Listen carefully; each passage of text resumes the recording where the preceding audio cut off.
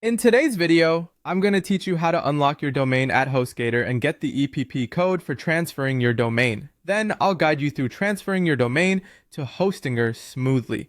So if you're ready to embark on this journey, grab a comfy seat and let's dive right in.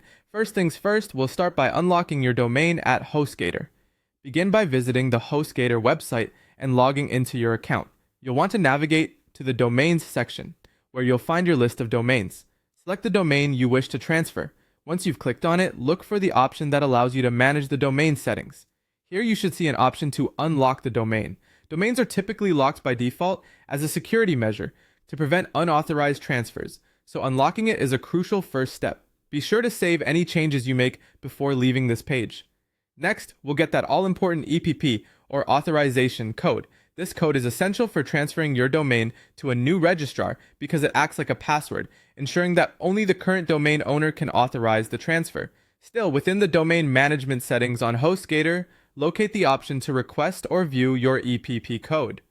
Each registrar might label this a bit differently, but it's often found under transfer settings or titled as your authorization code. Copy down this code carefully. You're going to need it very soon in the next steps. Now, with your domain unlocked and the EPP code at your fingertips, it's time to head over to Hostinger. Log into your Hostinger account and find the section for Domain Transfer. It's here that you're going to initiate the process by entering your domain name. Make sure you type it correctly to avoid any hitches. Once entered, add the EPP code you got from HostGator into the corresponding field.